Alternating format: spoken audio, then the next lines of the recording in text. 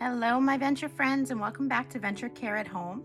We have a really exciting new care package for you guys.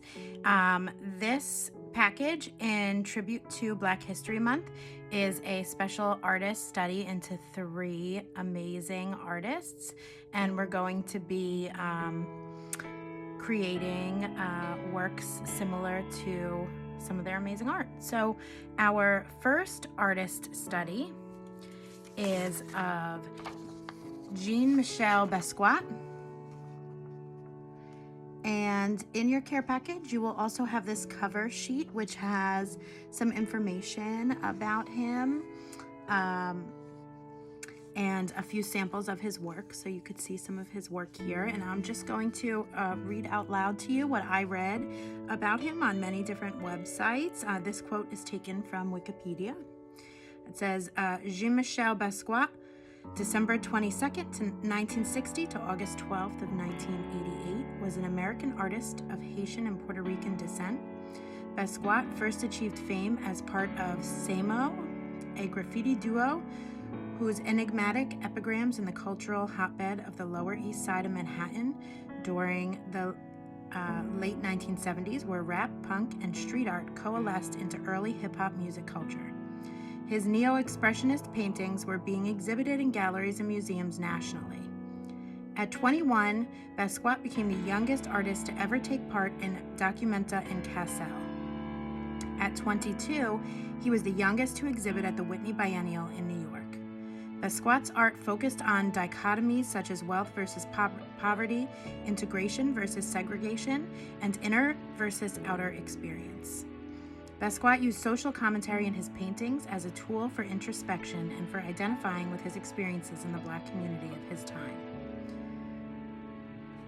So we're going to be trying to create a similar art item, art piece, as what we see here.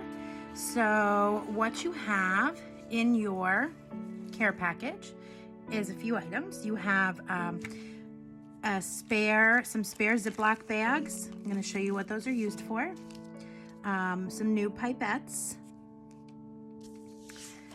Narrow pieces of watercolor paper. There should be one for everybody. And then one sheet of this vellum with these various forms on them. And so these are all, this outline I actually bought from a teacher website to use for this lesson. And so these are Basquat-like images to kind of help us learn a little bit about how he created his art. So what you're going to do, and I don't know if you could tell, this is vellum, so it's kind of a see-through paper. You're going to pick out from this sheet one body type. So there's 3 different body types.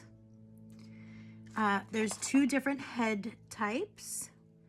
And then up here, there's noses, mouths, and eyes. And so you're going to pick the pieces that you're going to use to make your Basquat-like art piece.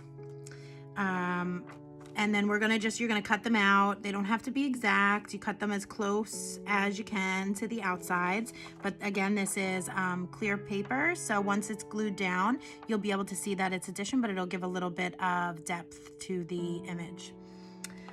So I'm gonna put this aside because this is gonna be the second step of our project. Okay, you're also going to have some new markers in your kits. So you could either take out the markers you currently have or grab the new ones. And what you're going to need from your own supplies at home is some paper towel, because we are working with the watercolors in the water, and a cup of water. So to dive right into this Basquat-inspired art project, I'm going to lay my paper towel down. Okay. Here's my sheet of watercolor paper. I'm going to move my water cup for the time being out of the way. So I didn't give you a bag for every person, but I figure you probably have some at home, so you can use those. And you could certainly reuse this. You don't have to use this just one per every person. What we're going to do is take your watercolor markers and pick which colors you want to focus on. I think I'm gonna do some pink and yellow and green just because they're nice and bright, and maybe some orange. Nice and bright and vibrant. And so what I was thinking when I created this project was that you could tell in the background that there's multiple layers to Basquat's art projects, and how his colors are behind the images as well. And so I thought, let's have fun with this and use some of the techniques we've learned in the last several months. And so this is one of them. So you're simply going to do however you'd like. Spread your marker colors onto your Ziploc bag.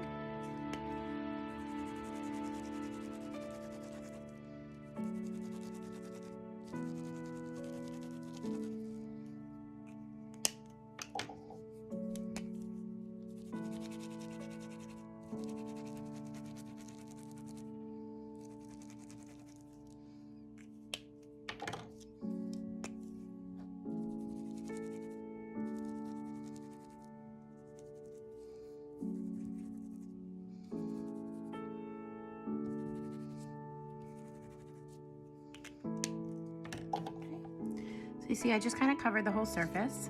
So this is where, this is where we can get a little bit messy. So this process may take 1 or 2 times of coloring your bag. As you could see, it doesn't cover the whole thing, so we'll have to wait and see how much we could spread. But you're gonna take your pipette and you're gonna get a little bit of water. And first you just want to, you don't wanna get it soaking wet, you just wanna drop some water down on your bag.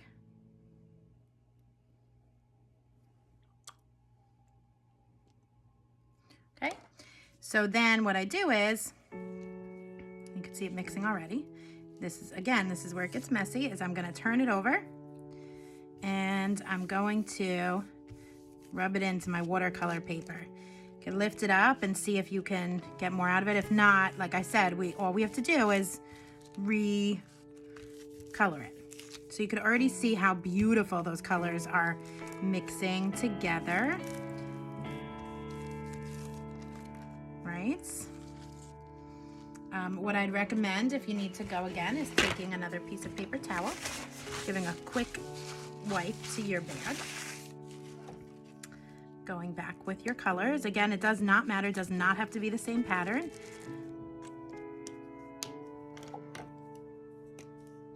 Everyone's art is going to be individual and unique.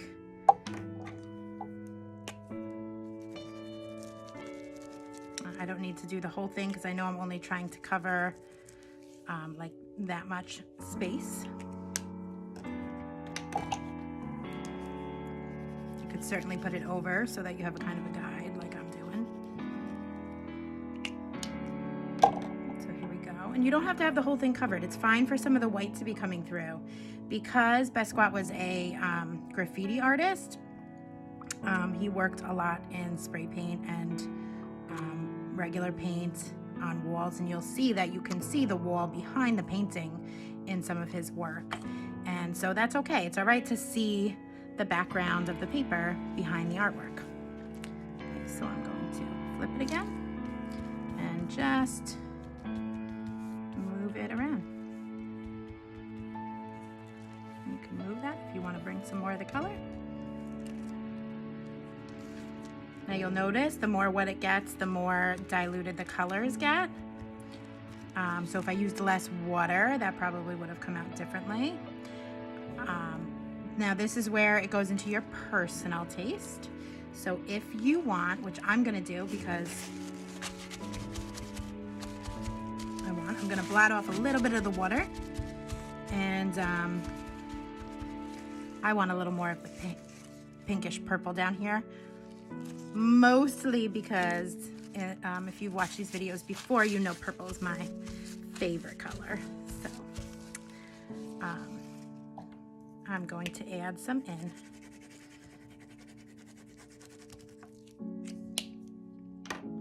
Okay, again, just add some water. Does not take much. Couple drops there. The paper is already pretty wet, so it does not necessarily need a lot of moisture.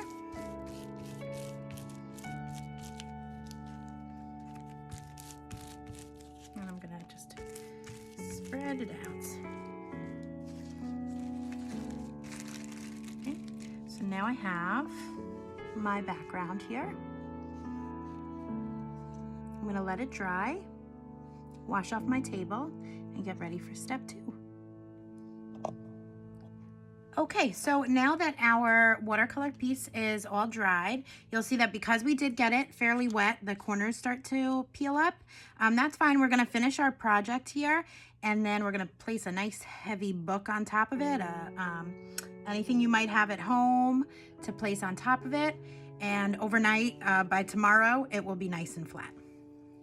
So what you need is your watercolor paper that you have here that's all dried up, and your shapes, your Basquat shapes.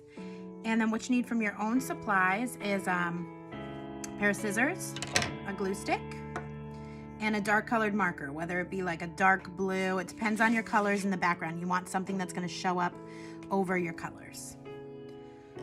So the first thing I'm going to do is decide which type of body I want for my image, and I kind of like this one with the heart in the middle, so I'm gonna go ahead and, again, it doesn't have to be perfect. I'm trying to not leave too much excess paper outside of the image. That's just for my own aesthetics, but you do it however you like.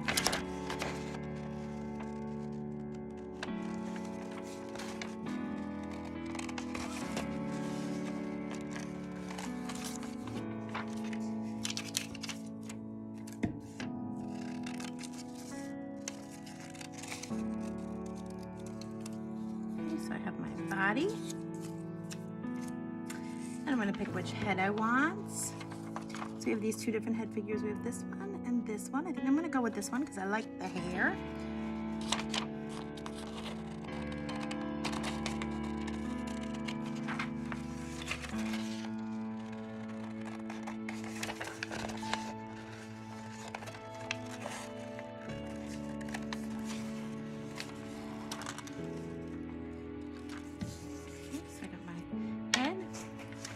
And then remember what I said, we have up here all these small shapes. So we have 2 noses, 3 mouths, and 3 sets of eyes. And you're just gonna choose whatever you want for your project. So whatever floats your boat. I'm gonna go with this funky nose here because I think it's a lot of fun.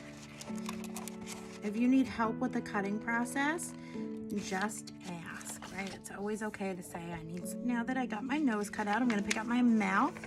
So I have these 3 cool mouths up here. I think I'm going to pick this one that looks like it's big, cheesy grin. At least that's how I like to think of it. Could also be like a stressed or anxious face, but let's see what it comes out like. Okay, so I got my mouth. And then I'm gonna pick which eyes I want. So there's all different eyes here as well. So you can see the 3 different types of eyes. I am going to go with these on the side over here, even though I love the other ones, they're super fun. I think I chose, because of the other items I chose, I just like the way this looks the best. So I'm going to cut it down.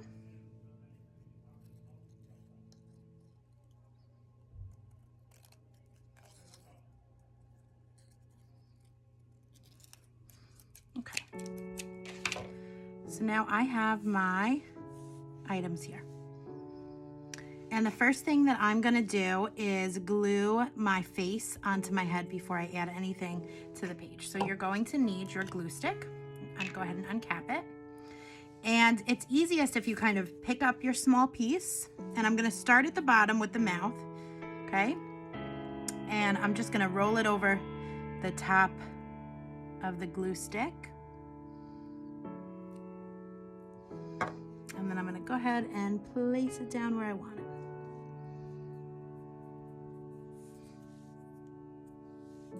Okay, just like so.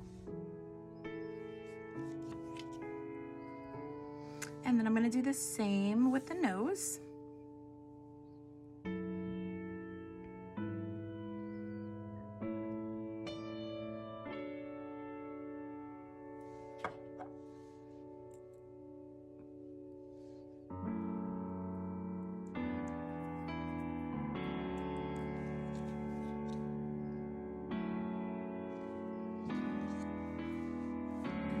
And the eyes, of course.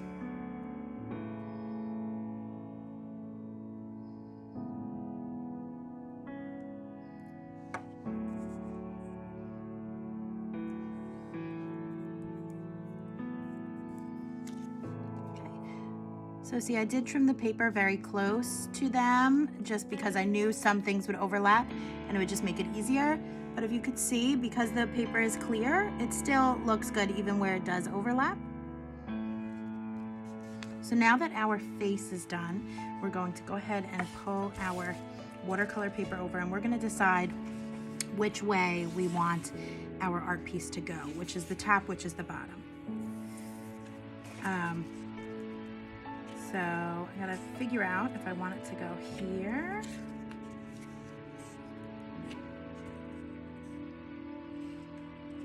or if I'd rather it go this way.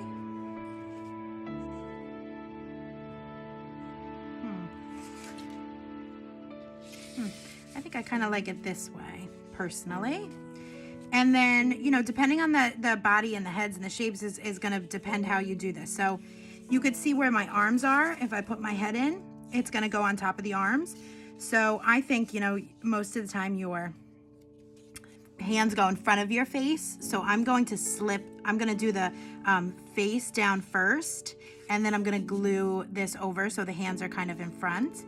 And I'm going to tilt his head a little bit like that.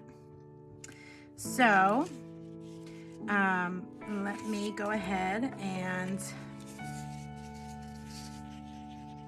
put some paint, some glue down, and you want to make sure you get all the edges so that it sticks real good.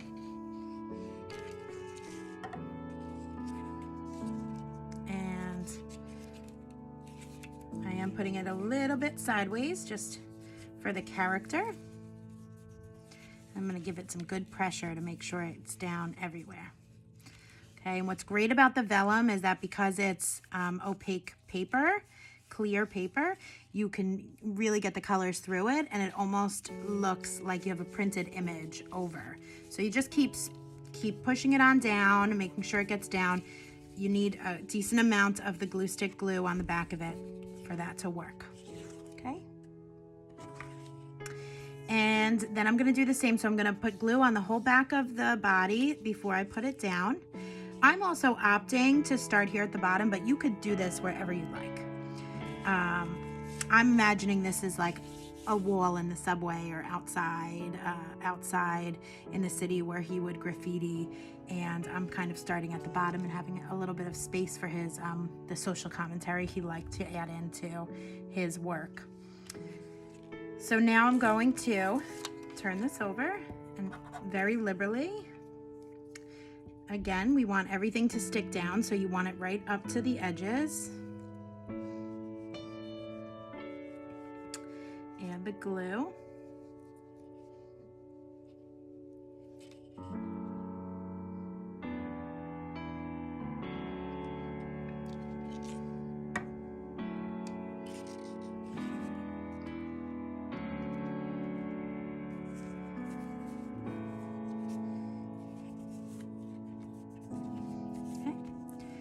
Again, just keep going around, applying pressure, and push it down.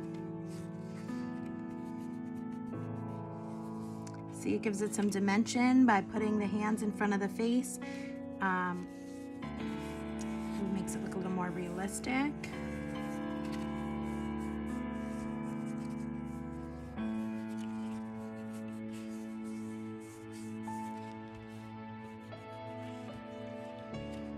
What do you think of that? Isn't that cool? So now we have all this space up here. And so I am going to go back and look at some of these images, and they're hard to see, but it did say that Basquat liked to write on his pieces, and he focused on dichotomies, wealth versus poverty, inner versus outer. So he liked to use his paintings as a tool for introspection and for identifying his experiences. So I'm kind of thinking I'm just going to, like you'd see in a lot of his work, if you go and look him up online, next to his right arm, he would write right. Or he might write lungs next to the lungs, but then he'd also write words that had to do with things that were going on in the times. So I am going to take my black marker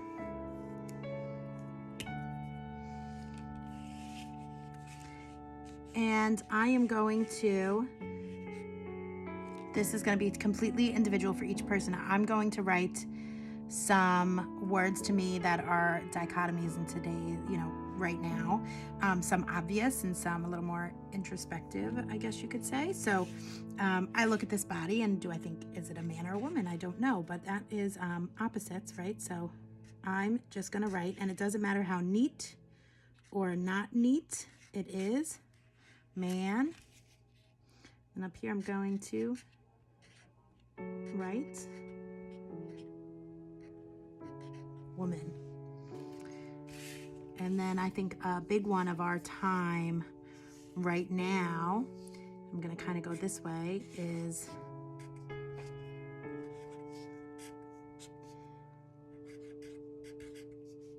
distance.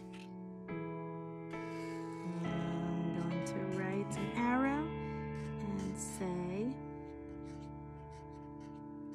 near.